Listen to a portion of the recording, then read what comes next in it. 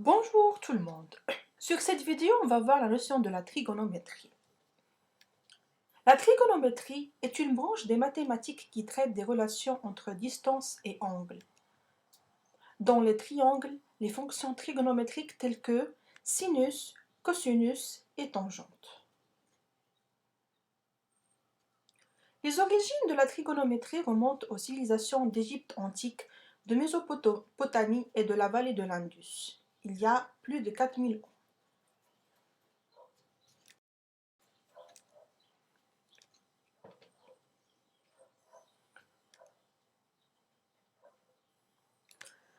On considère un triangle rectangle. C'est quoi un triangle rectangle? Un triangle rectangle est un triangle qui possède un angle droit. L'hypoténuse est le côté situé en face de l'angle droit. Et les autres côtés sont appelés les côtés de l'angle droit. Si on prend l'exemple de ce triangle ABC, on voit que l'angle droit est en A, que l'hypoténuse est la droite BC, qui est face à l'angle droit, et les autres côtés, notamment AC et AB, sont appelés les côtés de l'angle droit.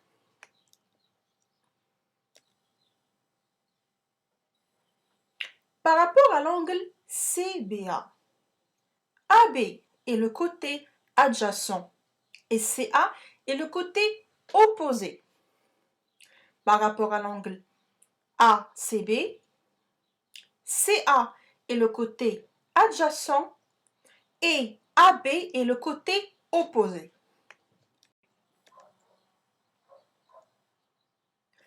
Propriétés sur les angles.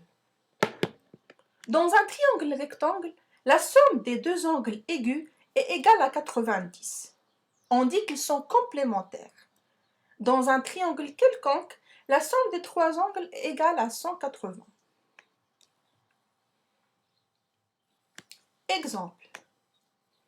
On a le triangle ACB et on souhaite calculer l'angle ABC. On va procéder de cette manière. On a la somme des angles égale à 90. Donc, ACB plus ABC égale 90. On peut en déduire l'angle ABC, qui est 90 moins 43, l'angle ACB, ce qui nous donne à la fin ABC égale 47 degrés. Passons maintenant à voir les fonctions trigonométriques, notamment le sinus, le cosinus et la tangente. Si on voit par exemple ce triangle, on voit bien que par rapport à l'angle alpha, le côté opposé, il est en vert, l'hypoténuse, il est en rouge, et le côté adjacent à l'angle, il est bien en jaune.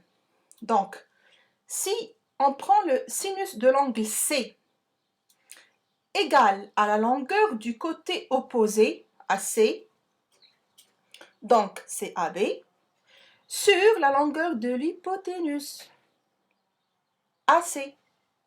Le cosinus C, c'est la longueur du côté adjacent, cette fois-ci à C, qui est BC, sur la longueur de l'hypoténuse, qui est AC. Et la tangente de C, c'est la longueur du côté opposé à C sur la longueur du côté adjacent à C.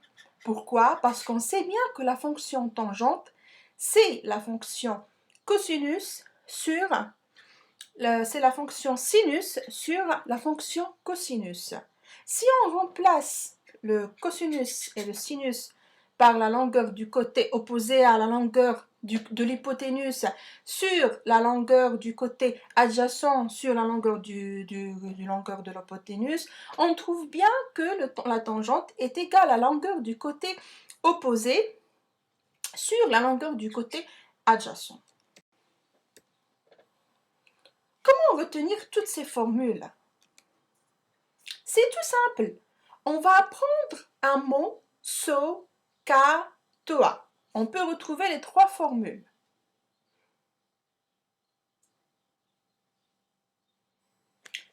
So, c'est bien, sinus est égal au côté opposé sur l'hypoténuse. S, comme sinus, O comme opposé et H comme hypoténuse. K, c'est cosinus est égal au côté adjacent sur l'hypoténuse. K, donc cosinus, A, adjacent, et hypoténuse, H. Toi, c'est tangente est égale au côté opposé sur adjacent. T comme tangente, O comme opposé et A comme adjacent.